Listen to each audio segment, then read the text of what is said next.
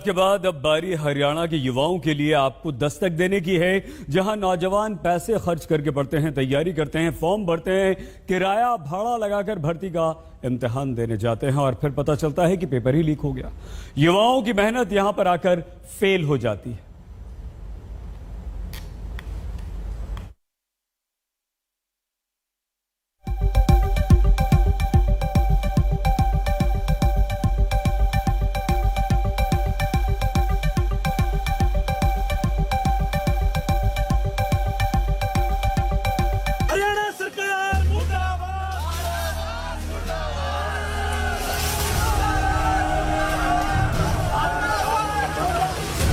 हरियाणा कर्मचारी चयन आयोग यानी वो संस्था जिसके जिम्मे हरियाणा के युवाओं को नौकरी दिलाने वाले इम्तिहान को पारदर्शी तरीके से कराना है। लेकिन हकीकत सीधे सुन लीजिए। जो हरियाणा स्टाफ सिलेक्शन कमीशन हर साल दावा है कि सीक्रेसी पर 20 करोड़ रुपए से ज्यादा खर्च करता है ताकि कोई पेपर लीक न हो सके, हरियाणा के उसी कर्मचारी चयन आयोग के अधीन 7 साल के भीतर होने वाले 28 भर्ती इम्तिहानों को पर्चा लीक या भ्रष्टाचार के मामले में रद्द करना पड़ा। जब हरियाणा में इस बार शनिवार को हुई पुलिस कांस्टेबल भर्ती इम्तिहान की पहले दिन लिखित परीक्षा के बाद पता चला कि पेपर फिर से लीक हो गया, तो इम्तिहान रद्द कर दिया गया और प्रदर्शन शुरू हो गया। हरियाणा स्टाफ सिलेक्शन कमीशन का हेडक्वार्टर है, जो 2 वजह से हमेशा सुर्खियों में रहता है। एक, जब पेपर लीक हो जाते हैं तुरंत कैंसिल कर दिए जाते हैं, और पेपर कैंसिल करने के बाद जब प्रदर्शन होते हैं उसके लिए देख सकते हैं दाईं ओर इस वक्त NSUI के जो एक्टिविस्ट हैं इस वक्त हरियाणा स्टाफ सिलेक्शन कमीशन के खिलाफ प्रदर्शन कर रहे हैं, हाथों में झंडे बैनर लिए।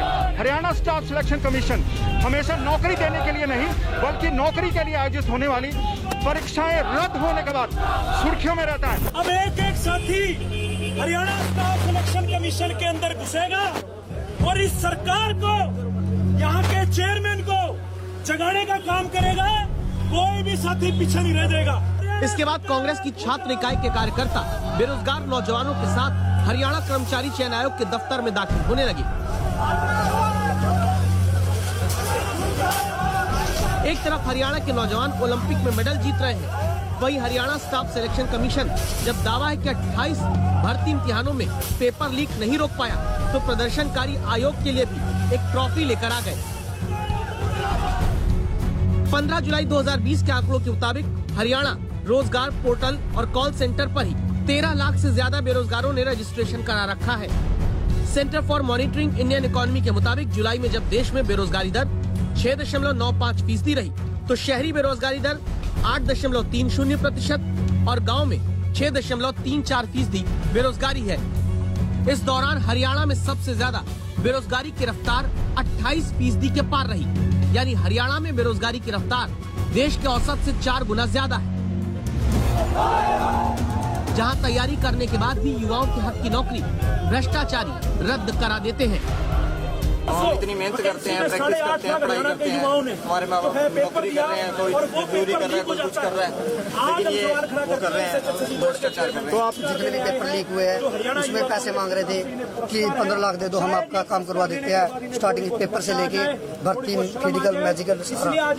जो पैसा मांगने वाले होते हैं कौन होते हैं? पैसा मांगने वाले इनकी ठेकेदार होते हैं, सरकार के नुमाइंदे होते हैं, और कौन होते हैं? ऊपर से लेकर नीचे तक सभी अधिकारी।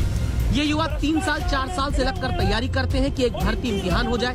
एग्जाम होता है तो भ्रष्टाचारी पर्चा लीक करते हैं, और फिर सिर्फ एक नौकरी का इम्तिहान रद्द नहीं होता बल्कि युवाओं की नौकरी पाने की उम्मीद भी रद्द हो जाती है। उस हरियाणा में जहां 20 करोड़ रुपया सालाना भर्ती इम्तिहानों की सीक्रेसी पर आयोग खर्च करता है। मंजीत सहगल, पंचकूला आज